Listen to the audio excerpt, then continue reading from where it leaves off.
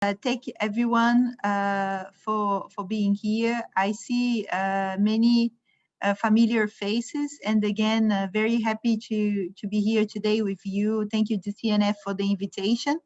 And really, the idea is just to bring some meat to the discussions, some ideas, and by the way, presenting at the same time some of the work CERFAM has been doing in Africa to reach some of the goals Ryan was mentioned, really improving collaboration, exchanging knowledge within Africa.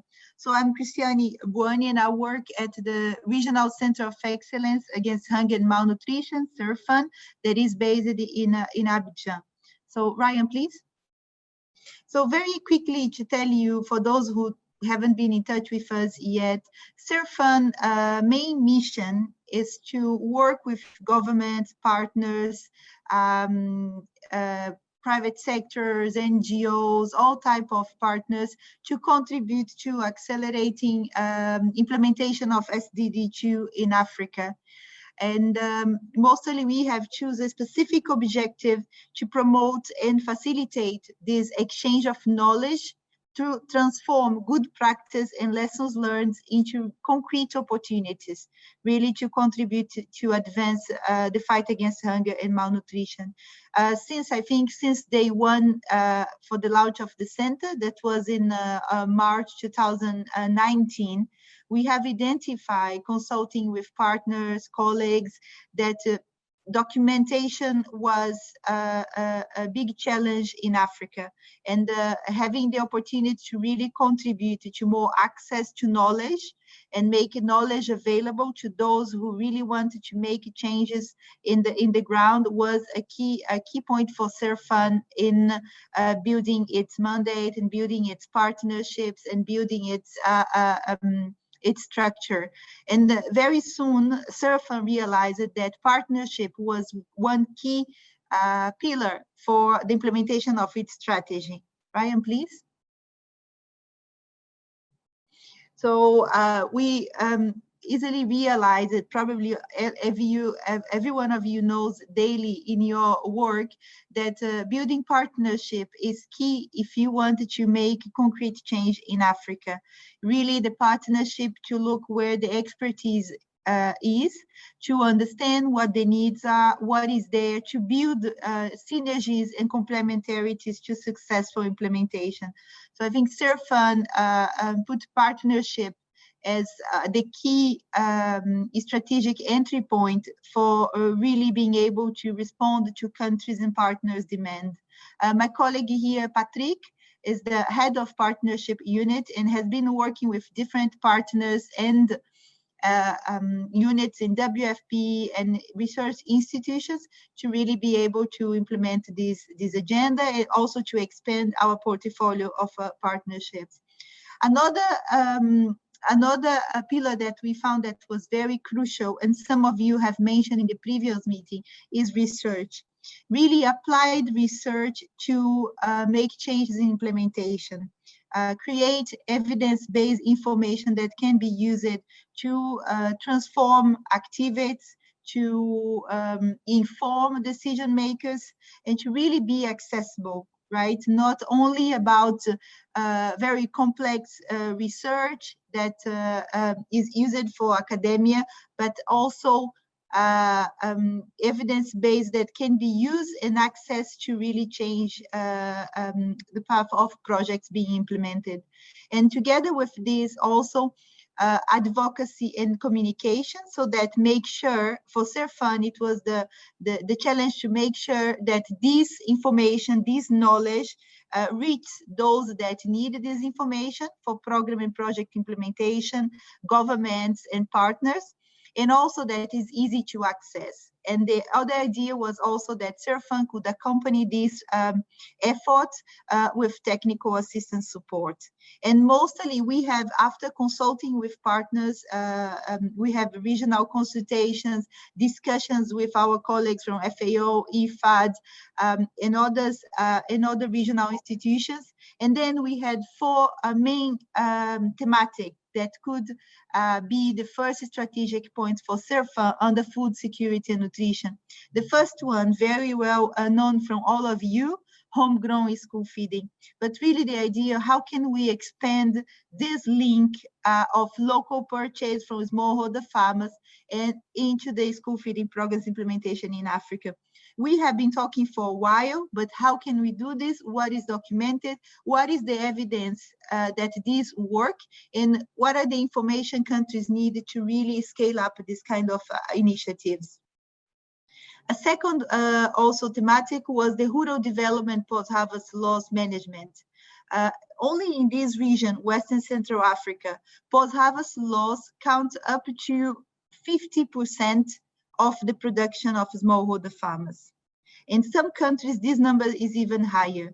So this was a crucial item that we have been working with some regional institutions like ECOWAS, SEALS, and Sahel University so that we can measure that, but also see what are the initiatives, innovative solutions that are there to be able to help prevent this kind of losses.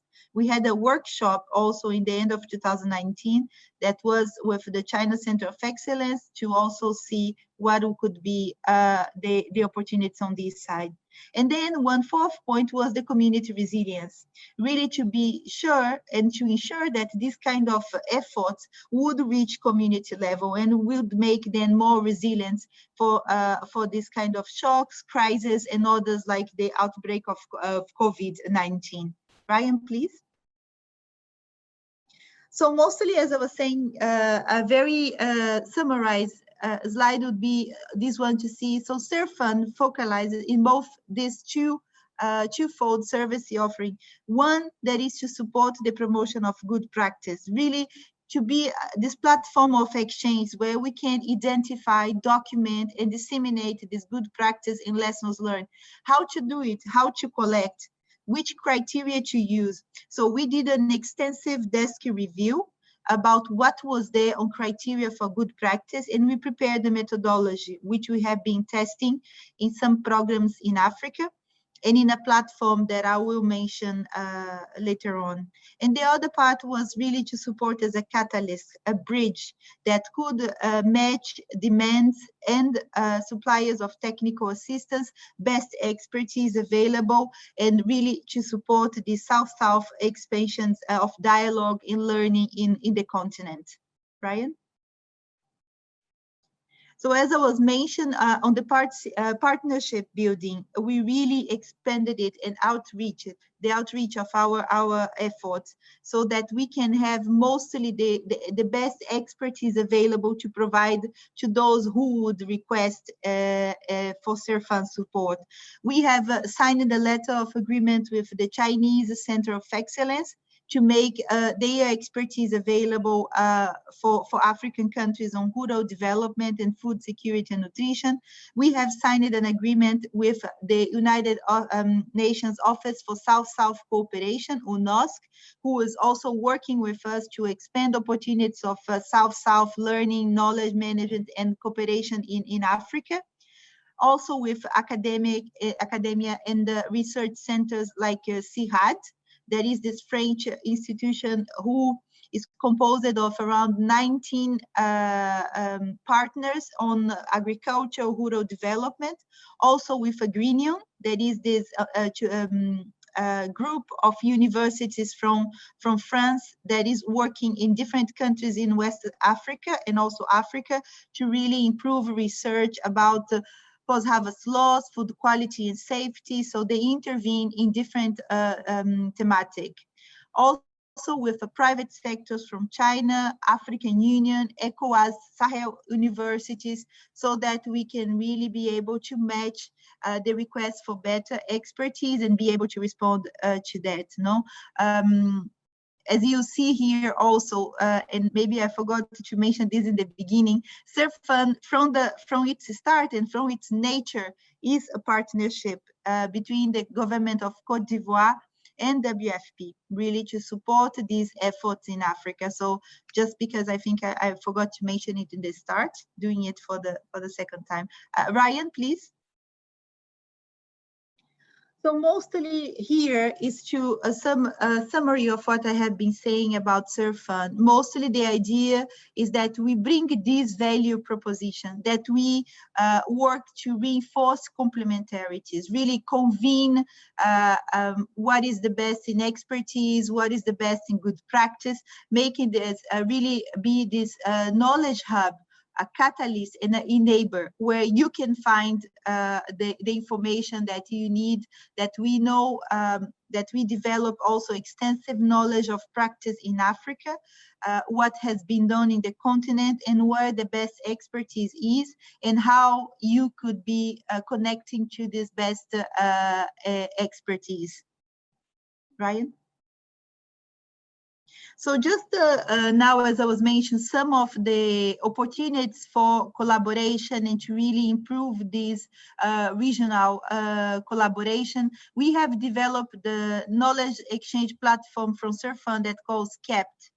And I invite all of you to go and explore and take a look and let us know your thoughts about it. The idea, we have one pillar that is the proposition of a good practice. So if you think you have a project, a practice, an initiative that is a good practice and you'd like to certify it, that you'd like to take a deeper look in the idea, just let us know and submit in the platform. We have a very serious methodology that is attached to that. A committee, an external committee of experts that will be looking at the practice, qualitative questionnaire, quantitative questionnaire. So the system is established to really help us evaluate what is there and what your proposal and which are the criteria that apply to that. Then you also have the idea is to combine this submission of a good practice with a database of experts that is available to match your request. So profiles as nutritionists, experts in resilience, value chain development. We have around 10 people that are registered already in the platform, and they have all different profiles, certified also by CERFAM with their academic certificate and so on. So we invite also all of you to share this with your network, experts that you feel they have this expertise for Africa, different thematics. Please enjoy the platform, because I think it can be very useful for this exchange of collaboration. And we also have what I think is very useful, a forum for experts to exchange. So for example, we could open a specific area for regional exchanges for school feeding, where experts can come and provide some, ask questions, respond to questions, and also facilitate knowledge and learning in this area. And also we have an opportunity of database of good practice. And we are also able to follow up how this practice have been multiplied or not in Africa. So it has been almost one month that it was launched. So it's still in the beginning, but we encourage, because this can be a powerful tool for promoting this kind of regional exchanges. Ryan, please. Just more recently, also in this area, I think applying the methodology of good practice that I mentioned, we also took a look in the experience of Western Central Africa in a collaboration with Chad. And then we look at what is there in West Africa, what do we know, what do we have of documentation, and what could be an ideal value chain for homegrown school feeding, and how this ideal value chain could become a good practice. So mostly the recommendations are in the value chain to help countries to understand how they could become a good practice if they add some of the recommendations to their programs.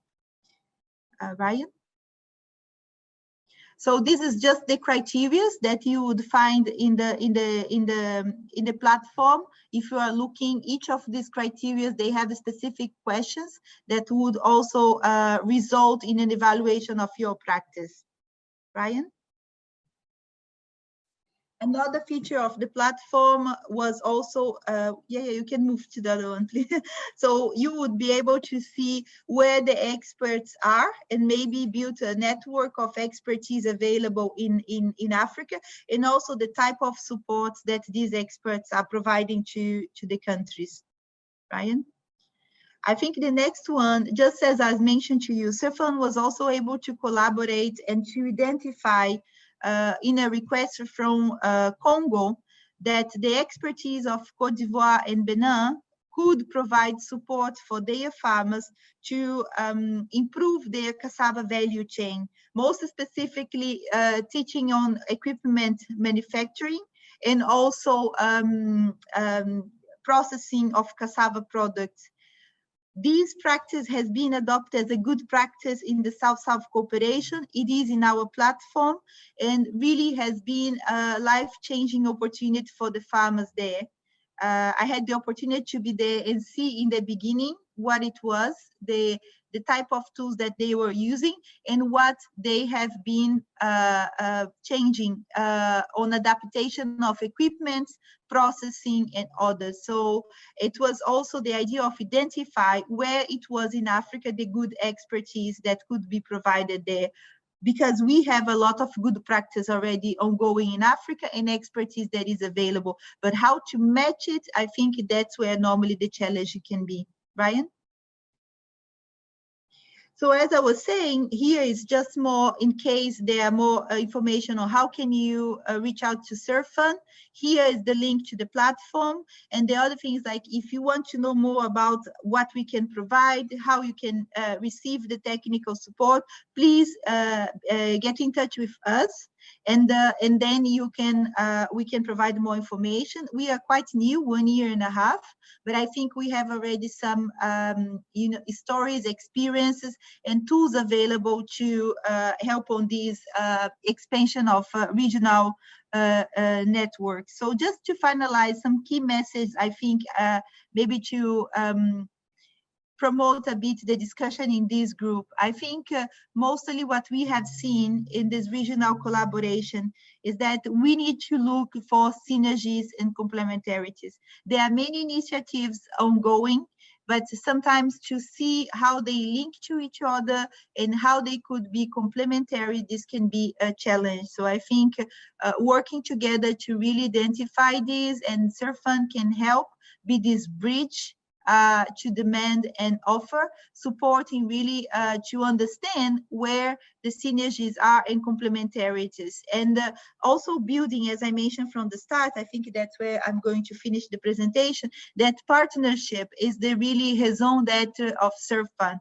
Really is to expand this, but bridging what is needed to where we can find the most specific and right expertise to respond to that demand, really sharing the knowledge, making good practice a reality to Africa, and to help replicate it then in the continent. I think this could be a powerful strategy to really advance implementation of SDG 2.